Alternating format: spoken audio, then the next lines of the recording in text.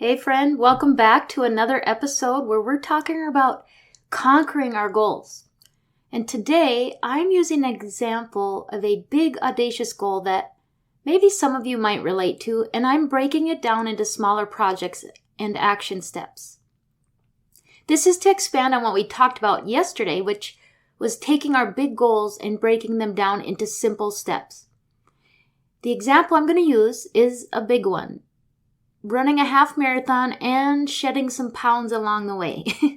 This is one that I have had and done in the past, but I've been kind of off the running and healthy weight train for a while. So it is now, again, a big, audacious goal that seems unattainable unless I break it down into baby steps. So today I'm breaking it down into manageable steps, hoping that you can use this example and apply it to your own big goals. I'm going to pretend that you have this same big audacious goal as me. So are you ready to get after it? Let's go. Welcome to the Grace-Filled Leader Podcast. Do you want better work-life balance? Do you get stuck in patterns of perfectionism and people-pleasing? Have you always been an overachiever but never really felt good enough, no matter how much outward success you achieve? Do you want more time for the things that matter most? Well, you are in the right place. Here on the Grace-Filled Leader Podcast, we focus on spirit-driven success and share the secrets to having better work-life balance as a busy woman in leadership. Here you will learn how to set boundaries like a boss, find peace of mind, and reclaim your time for the things that matter most. Hi, I'm Tanya, a wife, mom, leader, and certified Christian life coach. For most of my life, I tried to find worthiness through achievement. I spent decades people-pleasing and pouring myself into my work. I was looking for my value through the approval of others. This led me to feel burned out, empty, and exhausted. I had no time or energy for myself or my family. I realized that I was wasting time and energy looking for validation in all the wrong places. But my life changed when I finally surrendered and God showed me a different way. It is my mission to help you start living the abundant life God has for you. If you're ready to become fueled by grace and find freedom from people-pleasing, if you're ready to multiply your time and impact as a Christian woman in leadership, this podcast is for you. Roll up your sleeves, sister friends. It's time to get after it. All right, let's start by, remember step one in basically achieving a big audacious goal is first to just define the vision. So let's start by painting a picture of success. So I'm imagining, and you should imagine yourself crossing the finish line of that half marathon, feeling strong and proud and accomplished. Picture yourself reaching your goal weight and feeling confident and energized and comfortable in your own skin. And remember to think about, why does this matter to you? Maybe it's about proving to yourself that you're capable of doing more than you think, or reclaiming your health and vitality. Whatever your reasons, hold on to that vision and that why, because it is what will keep you motivated when the training gets tough, and it probably will. So I'm actually going to, name it and proclaim it, and I'm going to start from ground zero. So my first mini goal for this big audacious goal, or my first project, is going to be to run a 5K, because that's a smaller step on the way to running a half marathon. So I've not run in over 2 years, and I've gained about 20 pounds, so I'm going to have to give myself some realistic goals and probably a whole lot of grace, but also a little bit of tough love. So for this smaller goal related to the big audacious goal of a half marathon, I'm going to make project number one to have a training plan for finishing a 5K. So now that I've got my vision in mind, I need to remember that running a half marathon requires preparation and consistency, but with the right plan, I know I can do it because I've done it before. So I need to prepare in a way that is safe and realistic. So this first goal toward running the half, to train for a 5K.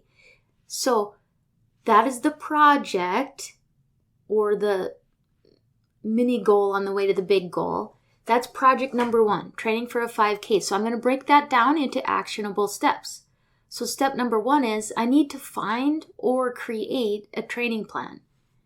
And I actually like to use or modify to some degree the training plans from Jeff Galloway. If you go online, you can find them. He advocates for a run-walk method of training, which is actually very effective and less overwhelming.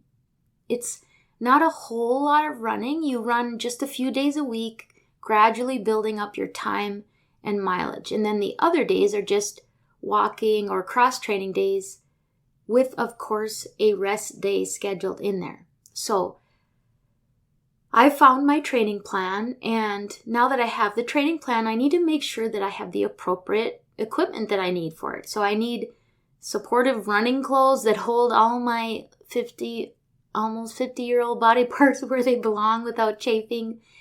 And I need some good, stable running shoes. My current running shoes really need to be replaced. I have kind of a goofy gait pattern. My colleague would tell you that too. And it causes my right outer sole to break down way faster than the rest of my shoe, to the point of having no rubber left at all on the bottom of the shoe. And that's the situation that my running shoes are in right now. So wearing those shoes will not be good for my body. I'm going to have to buy or order a new pair of running shoes. So let's say I have all the equipment that I need, and thankfully running doesn't require much. I need to actually plan and schedule my training time. Historically, I'm most consistent if I do it first thing in the morning, but having been off the rails a little bit, I think that's going to take some serious self-talk or a different plan. If I'm just walking, I do best if I can take my lunch break for that, but running causes a whole other level of prep and cleanup, because you can imagine the difference in the sweat that you're going to see on this old lady. So I need to consider what I have before and after my scheduled running time in terms of work meetings, because remember, I work full time and I don't want to show up to some meetings looking all hanky. But this is where the danger is now, because I will overanalyze and procrastinate this even further. So what I need to do is I just need to make a plan. I need to schedule it and I need to start it and then adjust it if I need to. So the next step in this project of running a 5K is to really create some accountability. And if you really want to stay accountable to your goals, you need to set SMART goals. Goals that are specific, measurable, attainable, relevant, and time-bound. That spells out SMART. So if I'm going to achieve my mini goal of running a 5K, I need to set a date. So I know myself well enough to know that what I have to do personally is I need to find a 5K race and I need to register for it. That will make me commit to my training plan. So I'm going to say that my goal is to run a 5K on July 1st, 2024. Now, let's take that little goal and run it through the SMART test. Is this specific? Yes, it is specific. The goal is I'm going to run a 5K. Is it measurable? Yes, 5K is a measurable distance. Is it attainable? Yes. It's currently March, and that gives me 15 weeks to work up to a 5K.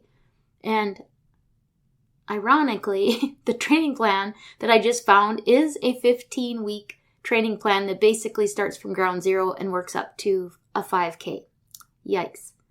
I literally didn't know or plan that, you guys. It must be confirmation that I'm supposed to get my hind end moving and do this thing.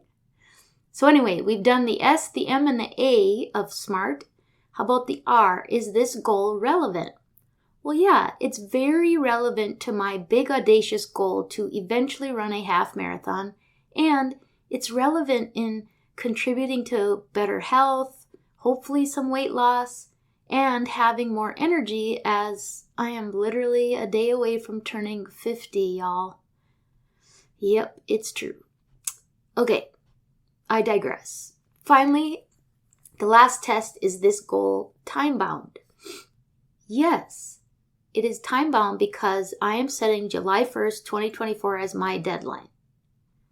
So, I'm going to now give you an example of something that would not check all of the boxes of a SMART goal and therefore would probably result in me being less likely to achieve my bigger goal. Well, even my smaller goal, which certainly would make it less likely to achieve my bigger goal. So here's a different way of setting a goal that wouldn't meet the SMART test.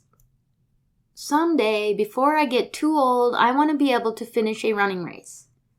This goal is not specific. It is not measurable. It is probably attainable, but I have set no roadmap for myself.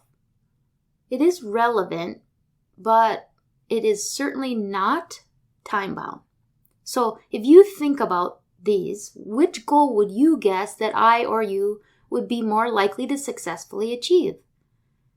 The goal to run a 5K on July 1st, or the goal to someday, before I get too old, finish a running race? Well, maybe you are better at motivating yourself than I am, but most people would be far more likely to actually achieve the first goal. It is otherwise too easy to keep putting it off, just like I've been doing for the last 2 years. Y'all, in August of 2021, I ran a Ragnar relay. I don't know if you're familiar with that, but basically a team of 12 people run around the clock to run hundreds of miles. We ran from St. Paul, Minnesota to Duluth, Minnesota. So each runner has to run 3 different runs, averaging a total of anywhere from 13 to 17 or so. I think one person total over 19 miles. But anyway, my runs, so just a couple of years ago, well, almost 3, I ran 3 different runs over the course of 30 hours. One was about 3 miles. One was over 8 miles in the dark, all by myself with coyotes howling. And another one was 5.5 or something in that range. So 3 runs with no sleep and crammed into a van with 6 other people. And then I accomplished that, and sadly, I basically stopped running, which wasn't smart, but I was focused on work and starting this show and my coaching certification, and anyway, I am starting almost from scratch. But I know I have done that before, and it is possible. Like anything else, I just have to break it down into realistic, single-step action items. I use a really simple training plan, like I said, because I'm not especially concerned with speed, and I just want to cross the finish line without injuring my body in the meantime. And again, I work full-time in addition to my podcasting and my coaching and helping my husband with remodel projects in Canada, so it needs to be ultra-realistic. So now, let's look at project number 2 when it comes to the big audacious goal of losing weight and running a half marathon. Well, I need to be more intentional about my nutrition because I need to adequately fuel my body, but not overindulge just because I'm maybe burning a few more calories. So to break this project down around nutrition, my action steps might look something like this. Step number 1, I need to meal plan. Step number 2, I need to make sure I grocery shop according to my meal plan. Step number 3, I need to use the balanced plate method of eating or track my food intake and my exercise output so that I can kind of see where I'm at from a calorie in, calorie out standpoint. And in the past, I used MyFitnessPal because it's pretty user-friendly and you can actually input a lot of kind of data about your height, weight, your weight loss goals, your macro goals, things like that. Step number 4 for nutrition is to reduce or avoid takeout and instead cook at home. Step number 5, pack my lunch and snacks. Step number 6, keep my water bottle full and handy and make sure to stay hydrated. And step number 7, pay attention to my fullness and my hunger cues. In other words, practice mindful eating so that I'm less likely to overeat and I give my body the fuel that it needs. Hey friends, March is my birthday month and I want to focus on an attitude of gratitude this month. I'm turning 50 and I have so much to be grateful for, and I want to revive my daily journaling around gratitude. I've actually developed a 7-day gratitude journal that is free. If you go to my website, you can join me in this practice of gratitude. Go to gracefilledleader.com and there's a little link that says freebies at the top. Click on there and scroll down and you will see a printable 7-day gratitude journal with scriptural prompts and questions that will help you as you develop this habit of gratitude. So grab your free copy today. So let's do another project related to this big audacious goal. So my project number 3 is going to be strength and cross training. So while running might be the main event, I typically make the mistake of not mixing things up with some strength and cross training. And unfortunately, aging makes that even more essential for avoiding injury. I know myself well enough to know that I am going to need extra accountability in this area. So, you know how I talk about coaches needing coaches? Well, this is one of those areas where I need someone else to tell me what to do and give me a reason to show up and commit. So, here are my action steps for this project. Number 1, I'm going to sign up for some personal training 2 times a week. Number 2, I'm going to schedule it just like any other appointment. Number 3, I am going to honor my appointment. Number 4, I'm going to show up. And number 5, I'm going to do what they tell me to do. That one's pretty simple once I just take the action of signing up. And finally, one more project around this big audacious goal, and I'm going to call it mindset and motivation. While it is last, it is certainly not least. So mindset is probably one of the biggest things that you need to pay attention to when it comes to running, because when you get really tired, you need to have a mental game to keep you going. So step number 1 will be to do my best to cultivate and maintain a positive mindset. Step number 2 will be to find sources of inspiration that keep me motivated. For me, that might be pictures of myself having finished races in the past, or really good energizing music when I run. That's a favorite of mine. It might be finding someone that will support, encourage, and hold me accountable, whether that's my colleague, my daughter, my coach, or all of the above. Step number 4 will be to set realistic goals and expectations and then celebrate the progress that I make along the way, no matter how small. And finally, I need to not forget to practice self-care and give myself grace on the tough days. That's a word for you too, my friend. Whatever your goals and your circumstances, give yourself some grace. And remember, it's not about perfection, it's about progress. So, I hope you are feeling inspired and ready to lace up your running shoes with me or chase down whatever your own goals are. Remember, the big audacious goal might seem daunting, but with a clear vision and a solid plan, broken down into bite-sized pieces, you truly can achieve anything you set your mind to. If it's not running or weight loss, I hope that you can use this example and apply it to one that you have, demonstrating the breaking down of a big goal into smaller, more realistic goals and action steps.